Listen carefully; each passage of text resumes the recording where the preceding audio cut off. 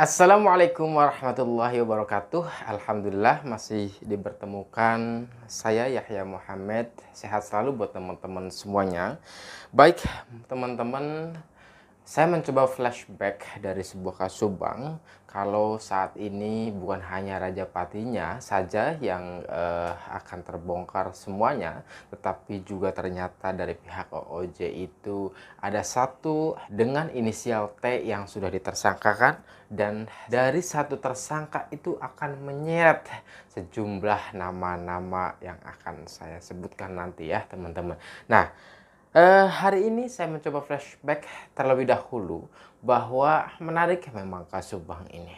Kalau kita membaca sebuah skenario yang telah dijalankan oleh pelaku atau sang dalang atau aktor intelektual dari sebuah kasus Subang, pembunuhan ibu dan anak, Ibu Tuti dan Amalia di dalam bagasi Alphard, itu menarik sekali. Teman-teman, ada beberapa rencana pelaku yang memang ahistoris atau tidak nyambung atau sudah dijalankan tapi mudah diketahui oleh kita semuanya. Apa itu? Yang pertama ya, teman-teman, adalah dulu kita ingat bahwa ada papan penggilasan ya, teman-teman. Papan penggilasan itu akhirnya dikasih barangkali darah yang seakan-akan papan penggilasan ini adalah bagian daripada alat yang digunakan oleh para pelaku dalam mengeksekusi korban atau kedua korban tersebut. Ternyata akhirnya rencana ini memang sudah dijalankan, tetapi zong ya, teman-teman. Akhirnya Polda Jabar tidak menentukan bahwa papan penggilasan itu adalah bagian daripada alat yang digunakan oleh pelaku. Teman-teman, bahwa alat atau papan penggilasan tersebut adalah bagian kemudian dikategorisasi sebagai sesuatu skenario yang dijalankan oleh pelaku namun gagal total alias gatot. Luar biasa. Yang kedua, teman-teman, setelah papan penggilasan gagal total alias gatot itu, yang kedua tangga dan darah di plafon ya. Teman-teman, ingatkah bahwa olah TKP yang pertama itu ternyata tidak ada tangga ya. Tangga itu buat naik ke plafon itu loh, teman-teman. Itu tidak ada, teman-teman. Tetapi tangga itu ada setelah olah TKP yang kedua, dan itu terdeteksi pada tanggal 21 ya, teman-teman.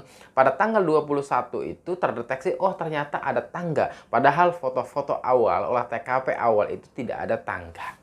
Nah, artinya bahwa ada orang yang memasang tangga itu, dan otomatis tangga itu kan karena baru, sehingga tangga itu mendeteksi bahwa ada DNA asing ya, teman-teman. Berarti kalaupun ada DNA asing di dalam tangga itu, berarti itu adalah bagian daripada olahan skenario yang telah dijalankan oleh kelompok para pelaku itu ya, teman-teman.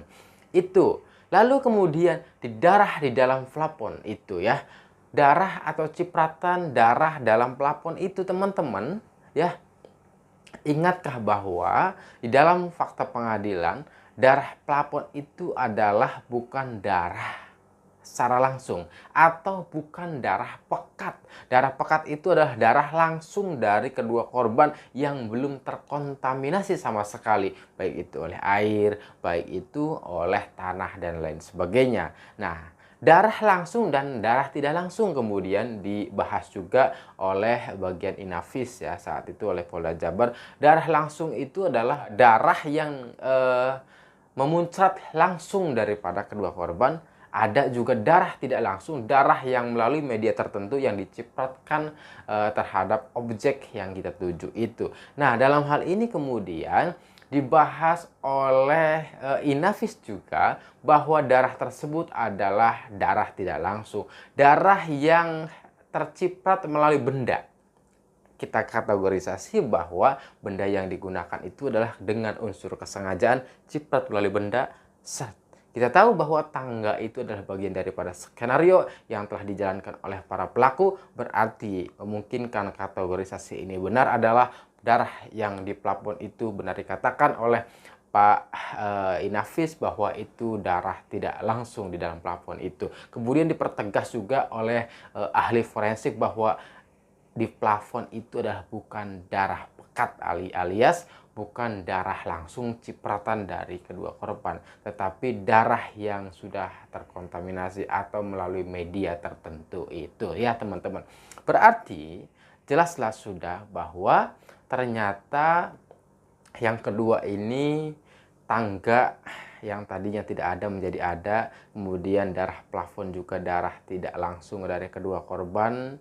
Ini memenuhi unsur kategorisasi bahwa bagian dari sebuah perencanaan atau skenario yang sudah matang sebenarnya yang dijalankan, tetapi ternyata mudah juga terdeteksi oleh kita semua, apalagi pihak yang berwajib mendeteksinya sangat lebih mudah sekali. Teman-teman, itu adalah tangga dan darah di dalam plafon itu ya. Yang ketiga, NMAX biru. Ingatkah teman-teman dahulu bahwa ada digembor-gemborkan NMAX biru, bahkan NMAX biru itu digunakan oleh Kades lah, bahwa NMAX biru itu kemudian tertangkap CCTV dan sebagainya. Ternyata itu adalah bagian daripada proyek tertentu atau proyek langsung dijalankan oleh pelaku maupun gerombolannya teman-teman. Ingat bahwa ternyata mudah mendeteksinya. Ada saksi seorang purnawirawan yang melihat daripada gambaran CCTV, bahkan di screenshot oleh beliau. Ternyata motor yang dimaksud itu bukan warna biru tetapi abu-abu. Beliau mengatakan abu-abu itu milik siapa? Jelas beliau mengatakan. Posisi parkirnya di mana? Jelas beliau mengatakan. Terdeteksi CCTV-nya? Jelas beliau mengatakan. Bahwa akhirnya terjawab bahwa motor biru yang dahulu dibahas oleh kita semuanya adalah bagian daripada framing atau framing yang telah dijalankan oleh pelaku untuk atau dalam ranah menghamburkan sebuah media, ya nggak, mengacak-acak informasi sebuah media, kan kira-kira begitu. Itulah hebatnya pelaku atau dalang atau aktor intelektual dalam kasus Subang. Menarik sekali. Lalu itu yang ketiga. Yang keempat adalah ada dana uang capek ya teman-teman. Dana uang capek juga ini menimbulkan apa ya,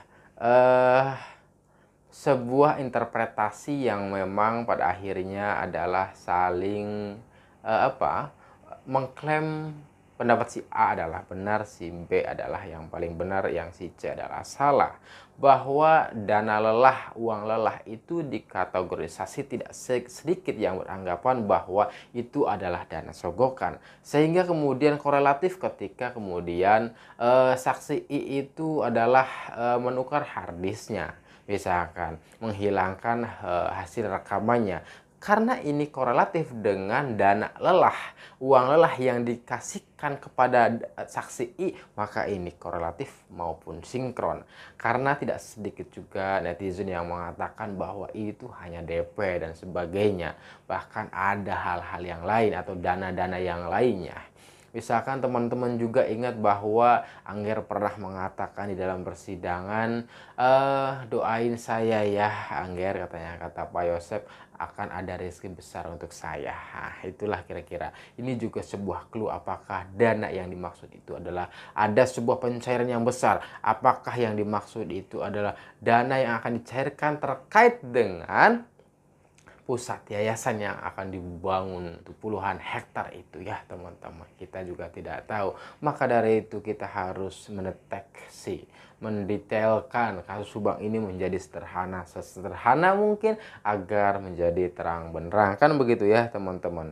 Selanjutnya bahwa dulu barangkali seorang pelaku atau banyak pelaku ini dengan segala cara memanfaatkan oknum teman-temannya, atau secara genealogis ada keturunan, atau secara sosial punya pertemanan yang baik dengan beberapa oknum, sehingga kemudian oknum itu dimanfaatkan oleh para pelaku dan dalang maupun aktor intelektual itu, sehingga kemudian para oknum itu menurut, mengikuti, bahkan tadi dikatakan ada uang lelah dan sebagainya, kemudian TKP kemudian menjadi rusak, jejak darah DNA itu juga banyak yang dihilangkan, ya enggak, sidik jari juga dihilangkan, ada yang mau diperiksa kemudian kukunya dipotong semuanya terlebih dahulu dan sebagainya.